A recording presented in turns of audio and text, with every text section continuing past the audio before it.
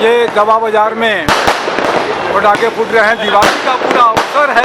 यहाँ पर देख रहे हैं कि भगवान रामचंद्र जी का पीछे में झंडों का, इसके सामने ही पूरा का पूरा गवा बाजार सजा हुआ है दिवाली की तरह से, और नारे लग रहे हैं।